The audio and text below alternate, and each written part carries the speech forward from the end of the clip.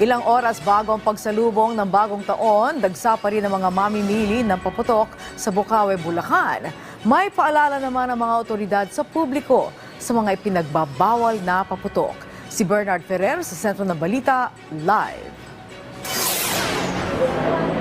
Angelique, nagkakaubusan na ng ilang supply ng paputok dito sa Bocaue, Bulacan. Sa kapila nito, tuloy pa din ang pagdating ng mga kababayan natin na mas tinatangkilik ang mga paputok na gawang Pinoy.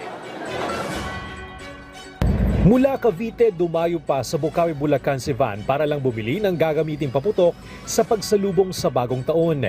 Ilan sa nabili niya ay ang sawa at mga pailaw. Tradition na rin tuwing New Year na kahit paano magpapaputok ka, kahit konti lang. Mula Valenzuela, maaga ring namili ng paputok si Don upang masaya nilang salubungin ng kanyang pamilya ang taong 2025. To yung boost yung spirit kapag salubong ng bagong taon. Saka at the same time yung to bring parang happiness lang sa pamilya.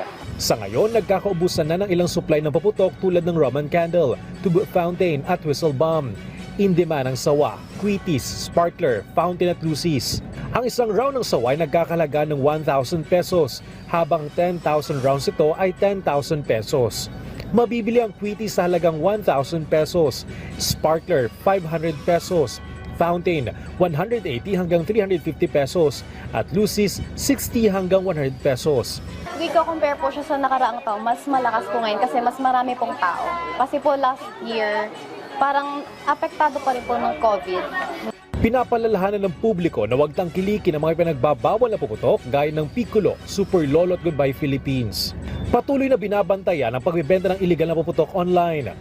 Sa ilalim ng Republic Act No. 7183, ang mga mahuhuling gumagawa, nagbebenta, namamahagi, bumibili ng iligal na puputok ay maaaring makulong ng 6 na buwan hanggang 1 taon at pagbumultahin ng 20,000 pesos hanggang 30,000 pesos.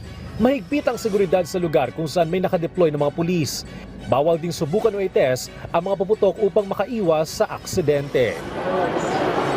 Angelique, namigay naman ng flyers ang Bulacan Provincial Disaster Risk Reduction Management Office sa publiko para mapag-ingat. At manageable pa naman ang daloy ng mga sasakyan dito sa Governor Halili Avenue. Pero sa mga magtutungo dito nating kababayan, haba-habaan ang pasensya. Angelique? Yes, Bernard, sabi mo na nagkakaubusan na. Ano yung mga bestseller, ano yung mga paboritong bilhin ng mga mamimili?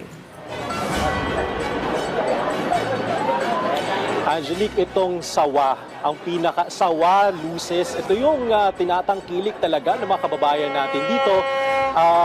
Yung ilan nga dito, dumayo pa mula sa malalayong lugar dahil dito mura at tiyak nilang maganda yung kalidad ng paputok na bibili nila. Okay, tumatanggap ba sila ng GCash o dapat talaga bayad? Magbabayad ka ng tunay na pera na cash?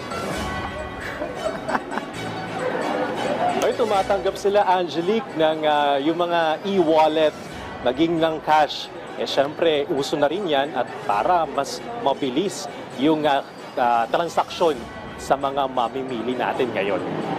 Sige, maraming salamat sa iyo, Bernard Ferrer.